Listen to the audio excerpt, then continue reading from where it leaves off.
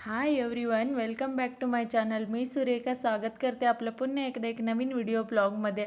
I hope तुम्ही सगळे मस्त आणि मजेत असाल. तर आज होतं आहे इंडियाचं फायनल मॅच म्हटलं तर सगळ्यांना इंटरेस्टिंग असतं. ते पण इंडियाचं असलं तर अजून इंटरेस्टिंग असते. त्यामुळे सगळ्यांनी आज सगळे इंडियन्स मॅच बघत असतात. आज इंडिया फायनलला गेलेला मॅच होता. ते मॅचसुद्धा स्टार्ट झाले आणि मिडलमध्ये आम्हाला खूप भीती वाटायचं, विन होते का नाही, इंडिया विन व्हायला पाहिजे असं वाटायचं. मग तसेच संध्याकाळी आम्ही स्नॅक्स वगैरे खाल्लं. चिवड्यामध्ये कांदा आणि टोमॅटो, कोथिंबीर, थोडंसं वरण होतं ते पण टाकले. छान मस्त भेळसारखं झालं होतं. ते खाऊन घेतलं आम्ही संध्याकाळीच्या स्नॅक्स टाईमला. तर मॅच खूप इंटरेस्टिंग होतं त्यावेळं.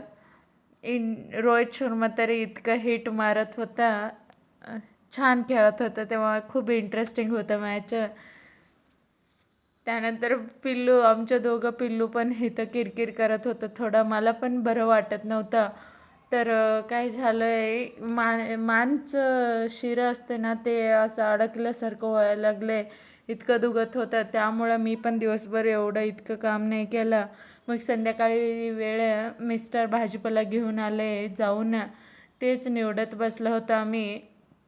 मॅच बघता बघताच निवडून घेतलं. वाटाणा अर्धा किलो होता आणि गवार पण तेव्हाच निवडून ठेवलं आहे. कसं भाजी करताना सोपं होतं आहे म्हणून आमचं पिल्लू इथं डान्स करत होतं.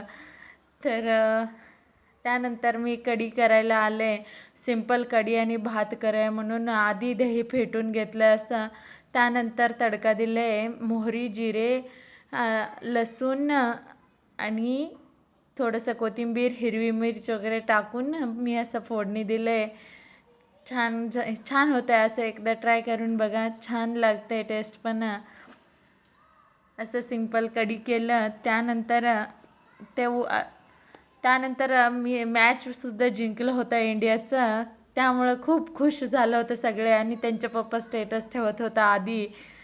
तर असं मॅच जिंकल्यानंतर इतकं खुश वाटत होतं. सगळ्यांना पण हॅपी झाले आणि इथं बाहेर तरी सोसायटीमध्ये इतकं फटाकटी वाजत होता.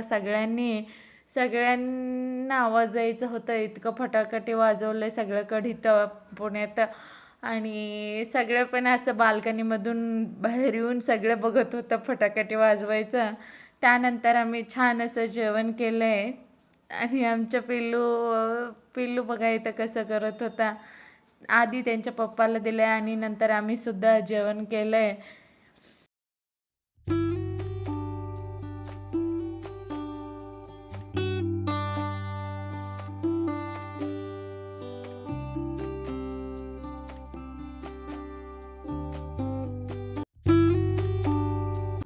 हे नेक्स्ट डेचं ब्लॉग कंटिन्यू करते. दुपारी 1 वाजता प्रिन्सचं स्कूल सुटते, त्यामुळे त्यांच्या पप्पा आणायला गेले आहे. मी इथं तोपर्यंत पटकन वॉटरमेलन ज्यूस बनवून घेते.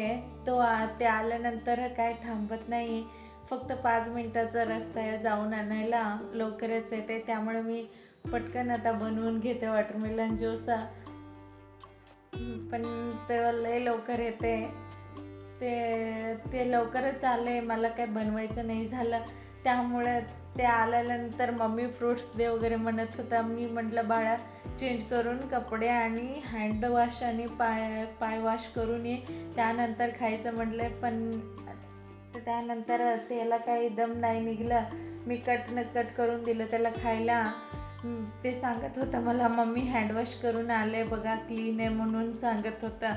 कसं मुलं शाळेत खेळून आलं असतं, त्यामुळे हँडवॉश करून खाल्लेलं बरं वाटते. त्यामुळं ते सांगत होता क्लीन केले मम्मी आता, म्हणून बसले आता त्याला कट करून देते. कसं उन्हाळा आहे ना, थोडं त्यांना पण छान वाटते असं थंड थंड, त्यामुळे त्याला कट करून दिले. आज आहे ना त्याच्या स्कूलमध्ये लास्ट डे होतं, म्हणजे ह्या वर्षाचं लास्ट डे स्कूल होतं. आता त्याला सुट्टी सोडते वाटते, अजून काय नाही सांगितलं. आता सुट्टी दिले की गावाला जायचं आहे. तिथं त्याला खेळायला भरपूर असतात त्याच्यासोबत लहान मुलं, त्यामुळे गावाला जायचं आहे आम्हाला, तर त्याचा आता खूप एन्जॉय आहे गावाला गेलं तर.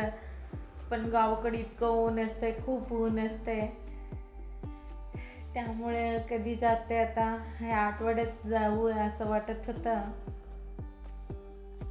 आजचं छोटंसं ब्लॉग मी इथंच एंड करते. आय होप तुम्हाला आवडलं असेल. ब्लॉग आवडलं तर प्लीज एक लाईक करा आणि चॅनलला सबस्क्राईब करायला विसरू नका. धन्यवाद. Take care.